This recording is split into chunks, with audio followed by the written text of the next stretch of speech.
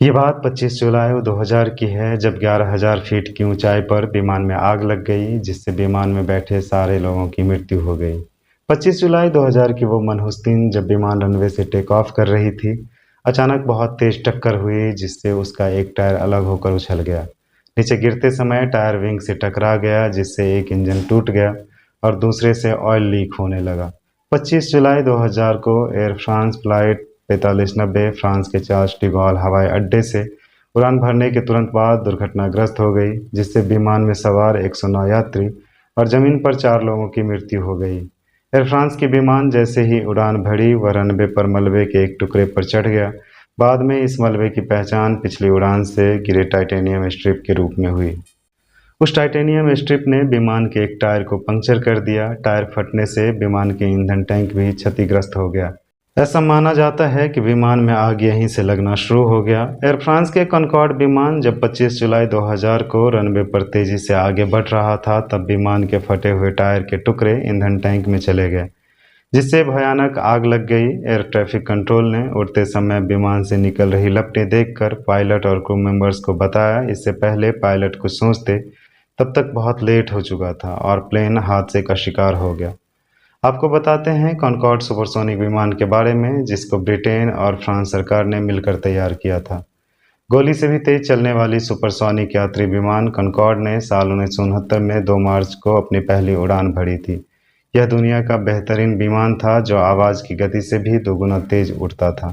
France की एरोस्पेशियल और British aircraft corporation ने साल 1969 में कॉनकॉर्ड सुपरसोनिक विमान पर काम करना शुरू किया था और 1 अक्टूबर 1969 को विमान बनकर तैयार हुआ। कॉनकॉर्ड विमान में एक फ्लाइट इंजीनियर, एक फ्लाइट अटेंडेंट और 2 पायलट होते थे। यह सुपरसोनिक विमान लगभग 100 यात्रियों को लेकर उड़ सकता था। इसके अलावा इस विमान में और भी जरूरी सामान का आयात और निर्यात किया जाता था। कॉनकॉर्ड सुपरसोनिक में कॉकपिट मूविंग था जिसके विमान में उतरने के दौरान आगे की ओर खिसकाया जा सकता था। कॉनकॉर्ड सुपरसोनिक विमान का नियंत्रण काफ़ी अच्छा था जिसकी वजह से इसे बोइंग विमानों के मुकाबले उड़ाना काफ़ी आसान माना जाता था। यह सुपरसोनिक यात्री विमान जब तक सर्विस में रहा तब तक इस विमान ने लगभग 50,000 उड़ानें ली।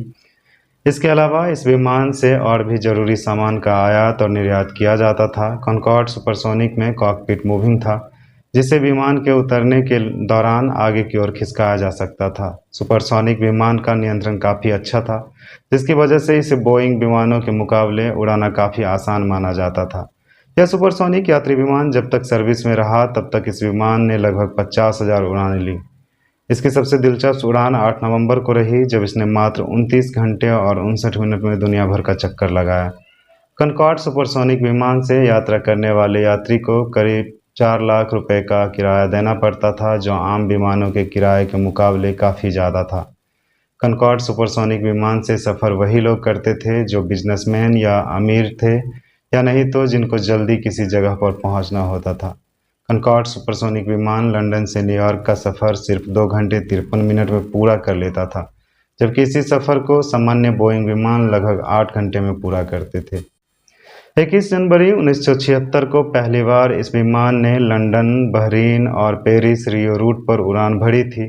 संयुक्त राज्य अमेरिका ने कॉनकॉर्ड सुपरसोनिक विमान की उड़ान पर प्रतिबंध लगा दिया था। अमेरिकी नागरिक कॉनकॉर्ड की सुपरसोनिक की तेज आवाज़ से होने वाली ध्वनि प्रदूषण की वजह से इसकी उड़ानों पर प्रतिबंध लगाने के लिए प्रदर्शन किया था जिसके बाद अमेरिकी सरकार ने इसे देश में प्रतिबंध कर दिया। हालांकि यह प्रतिबंध ज़्यादा दिन तक नहीं रहा और मई 1976 को इसे वापस ले लिया गया। 26 नवंबर 2003 का वो मनहूस दिन जब कॉनकॉर्ड सुपरसोनिक विमान ने अपना आखिरी उड़ान भरा। उस दिन के बाद से इस विमान की उड़ानें बंद कर दी गई। सुपरसोनिक विमान अपनी 27 साल की सेवा समाप्त करते हुए इंग्लैंड के ब्रिस्टल के ऊपर से अपनी आखिरी उड़ान भरी थी। कॉनकॉर्ड सुपरसोनिक विमान को साल 2000 में क्रैश होने के 3 साल बाद ही हमेशा के लिए रिटायर कर दिया गया।